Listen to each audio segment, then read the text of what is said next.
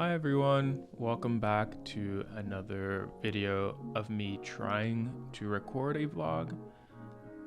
Like the last video, I will be doing something in the background to keep my hands busy while I narrate my vacation here. Today I'll be writing in my journal to just keep a record of things that I've been doing, recording how I feel, and meanwhile having jump cuts on the experiences that I have had. I quickly started to notice once I started downloading my videos to make this vlog, they were not as long as I thought I would like them to be. They were really short and sporadic, and noticed that holding a camera up to your face on a regular basis is not as easy as it sounds. You do feel a little self-conscious about it, and you also feel a little awkward making sure that other people around you aren't caught in the frame because they might feel insecure, or they might feel hyper aware of what you're doing, or just want their privacy. So I noticed that it's something that I need to work on and will most likely improve on as time goes by. But for now, this is what you get, and you're gonna like it while I kind of recount my time here. On day number 2 of being in Seoul, my friend Sarah reached out to me and asked if I could attend her grand opening of Honggi, which is a wine social club based out of the Samgakji neighborhood that is very central to Seoul. The space is very intimate, small, and a great place to get to know the team members, herself, and get a drink with your friends, of course.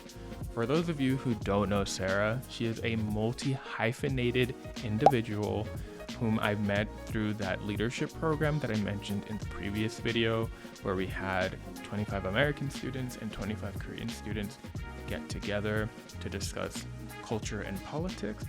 But before I forget, make sure to look at the tables because they are made up of upcycled doors from the original building, which I thought were a nice touch. So when you ever come into the space, make sure to check that out. But back to Sarah. As I mentioned, she is running this social club with her teammates, in addition to working her other full-time job that also revolves around wine and spirits. Sarah is also a TV personality and a brand ambassador for beauty brands when she has downtime. When that is, I do not know, but it's so great to be around her. She's truly an inspiration and one of the most ambitious women I've ever been around, or person for that matter. She really does it all, and I wish I had just an ounce of that energy to get my life together the way she does, because damn. So if you want to get to know more about her, I have linked her YouTube channel into my homepage, and we'll also be adding her channel to a card that will appear somewhere in the corner of the screen at some point. So make sure to go jump to her channel, where she talks about wine, of course, in addition to other matters. And if you understand Korean, she has other videos strictly in Korean that you can enjoy on your free time. But once the event was an intermission, I ended up going to my friend's wedding, which was up the road, strictly 15 minutes from what the map told me.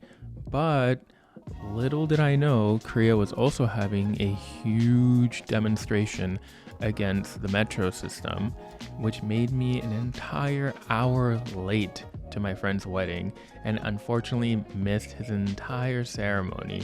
I missed him and his wife singing, I missed the entire decoration, and just made it in time for dinner. Unfortunately, I felt so shitty, but it was beautiful. The venue was a traditional hanok, the same version of house that I'm staying in during my vacation, and it was just so nice to catch up with my first housemates that I had when I started working at the broadcasting company in LA, and getting to catch up to them was fun because they all have been up to so many different things, so many different activities.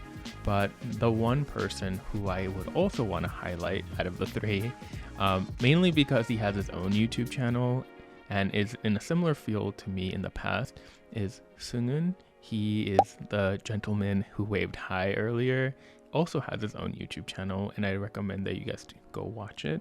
He records all of his content in Korean, so that is kind of a requirement if you want to understand what he's saying. But he really inspired me in kind of starting this for myself because he made it look so easy and so much fun. Granted, he is a trained expert in video editing, and has really done a lot in the space. And for those of you who are into K-pop, music, and idols, Seung-eun actually worked for Dive Studios for a hot second when they were producing the Tableau podcast. So if you've ever watched it, listened to it, or are a fan of Tableau himself, I really recommend that you listen to that show because it is just so funny. There's just so many great little gems layered throughout that whole podcast. And I wouldn't have known about it if it wasn't for Seung-eun, who was working on the project. But before I completely derail the conversation again, let's go back to the story. So after the wedding was over, we got to say bye and agreed to meet a little bit later during my vacation. So hopefully I'll be able to share a little bit more once I get to see them. But once the day was over, I ended up spending the next day just shopping around, going to cafes, drinking coffee, eating bread, and ended my day going to a restaurant in the Seongsu area called Bistro Greeno, which had a lead chef named Shinwon. He was the best. He and his team were the best because no one was there. I got there at opening time because a friend and I have been working on an Excel on the best places to go in Seoul, and this was on the list that I wanted to try. And unfortunately, I did not have a reservation, which you do need to attend, but luckily they were kind enough to sit me at the bar, where I just ordered their grilled cabbage and octopus leg with an entire bottle of wine, because I just had time to kill, and it seemed like a fun place to be. But come on, look at this level of detail. Perfectly grilled octopus leg, scallops, and nicely laid out dots of oil around to fully give it that beautiful aesthetic. It tasted amazing, but still the presentation was immaculate.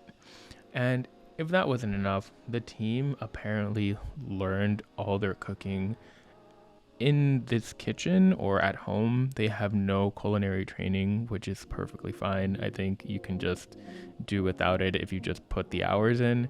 And I had asked them how they originally had met, and these are all just a bunch of homies. They're all friends. If you look to the right of the kitchen where they're working, they have a fridge just filled with photography of them hanging out, and I thought it was just the best. Seeing a bunch of friends just come together to make this restaurant work.